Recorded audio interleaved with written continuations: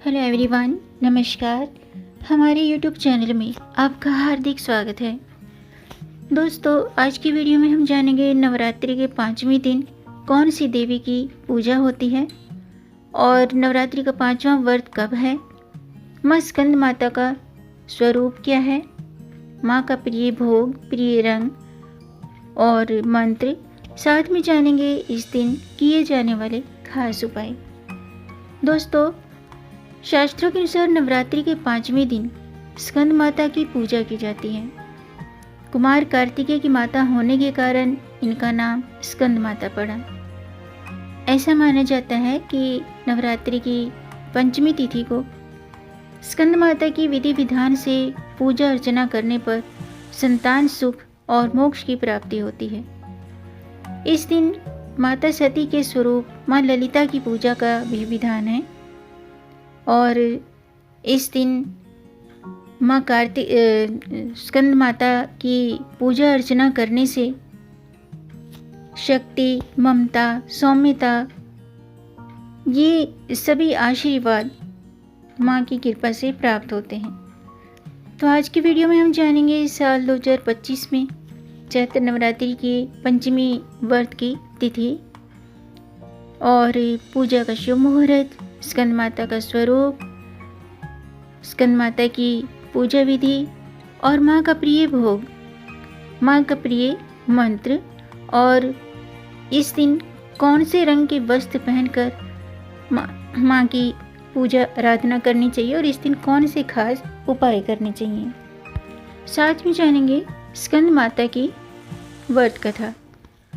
तो दोस्तों, वीडियो शुरू करने से पहले आपसे अनुरोध है, अगर आप इस चैनल पर नए आए हैं और पहली बार आए हैं तो इस चैनल को सब्सक्राइब कर दीजिए और बेल आइकन बटन प्रेस कर दीजिए ताकि आने वाली वीडियो देख सकेंगे आप सबसे पहले।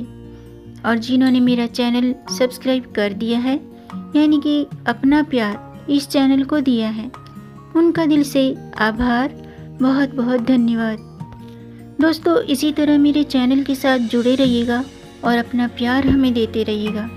वीडियो को अंत तक जरूर देखिएगा ताकि कोई भी जानकारी छूट न जाए, क्योंकि दोस्तों आधी अधूरी जानकारी से पूरा लाभ नहीं मिलता है, इसलिए हमारे साथ अंत तक बने रहिएगा। तो आइए शुरू करते हैं।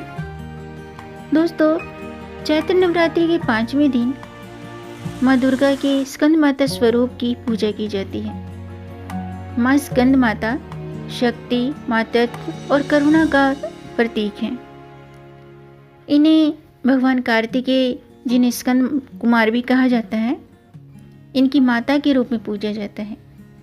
इनका रूप अत्यंत दिव्य और तेजस्वी है। माता कमल के आसन पर विराजमान रहती है और इस वजह से इन्हें पद्मासना भी कहा जाता है। इनकी 4 भुजाएं हैं, जिनमें 2 कमल के फूल सुशोभित हैं, एक भुजा अभयवर मुद्रा में है, वरद मुद्रा में बैठी हुई हैं, जिससे भक्तों को आशीर्वाद प्रदान करती हैं। दूसरी भुजा से उन्होंने अपनी गोद में अपने पुत्र कार्तिकेय को पकड़ा हुआ है, अपनी गोद में कार्तिकेय को बिठा रखा है। माता स्कंद माता की पूजा करने से शांति और मोक्ष की प्राप्ति होती है और जीवन में सुख शांति बनी रहती है। इनकी उपासना करने से विशेष रूप से ज्ञान और बुद्धि का विकास होता है। इसके अलावा स्कंद माता की पूजा करने से हमें हर क्षेत्र में सफलता प्राप्त होती है और शत्रुओं से भी मुक्ति मिलती है। शत्रुओं से स्कंद माता हमारी रक्षा करती हैं। तो सबसे पहले बात करते हैं नवरात्रि के 5वें दिन की पूजा का शुभ मुहूर्त क्या है। दोस्तों, चैत्र नवरात्रि का 5वां व्रत 2 अप्रैल बुधवार को रखा जाएगा। 5वीं तिथि 2 अप्रैल को प्रातःकाल 2:32 पर शुरू होगी और 5वीं तिथि 2 अप्रैल को रात्रि के 11:49 पर समाप्त होगी। अमृतकाल मुहूर्त है प्रातःकाल 6:39 से प्रातःकाल 8:06 तक। आइए जानते हैं स्कंद माता का स्वरूप कैसा है। दोस्तों, शास्त्रों के अनुसार देवी दुर्गा का 5वां रूप बहुत ही करुणामयी और ममतामयी है।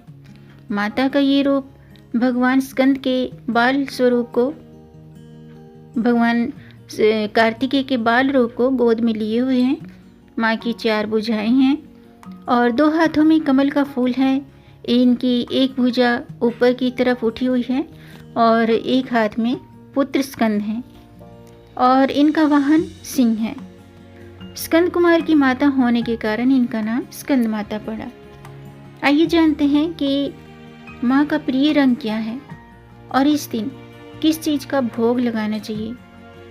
माँ की पूजा अर्चना करते समय कौन से पुष्प अर्पित करने चाहिए। दोस्तों, शास्त्रों की माने तो नवरात्रि के 5वें दिन देवी स्कंद माता को केले का भोग अर्पित किया जाता है। ये माँ का प्रिय भोग है।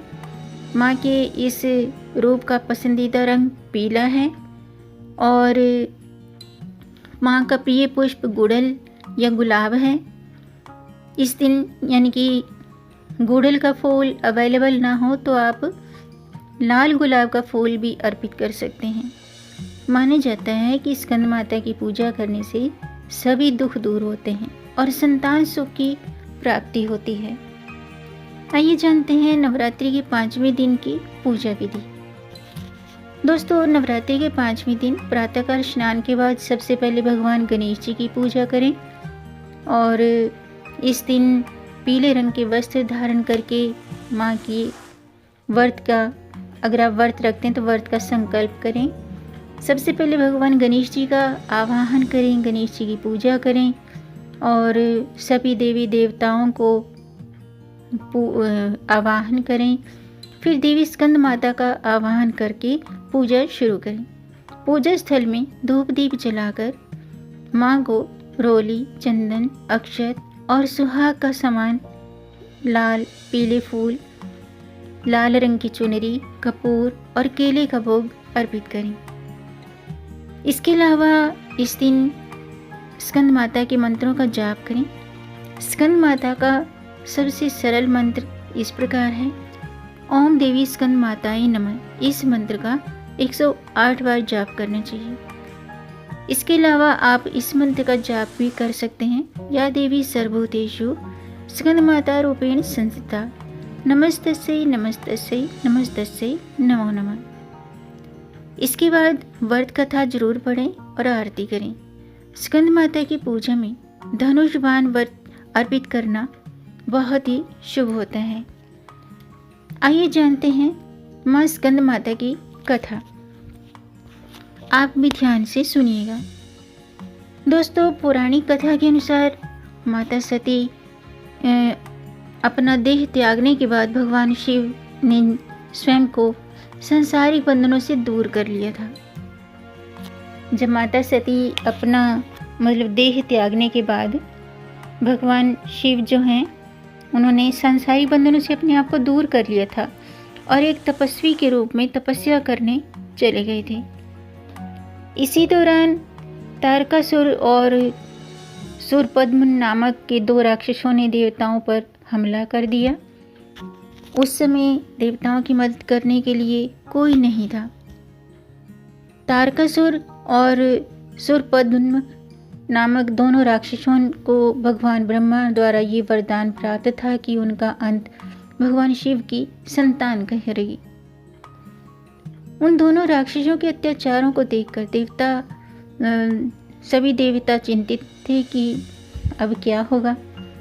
सभी देवता भगवान विष्णु के पास गए और वो उन्हें अपनी व्यथा सुनाई, अपना दुख सुनाया, परंतु भगवान विष्णु ने उनकी कोई मदद नहीं की। भगवान विष्णु से मदद न मिलने पर देवताओं ने नारद मुनि के पास जाने की सोचा।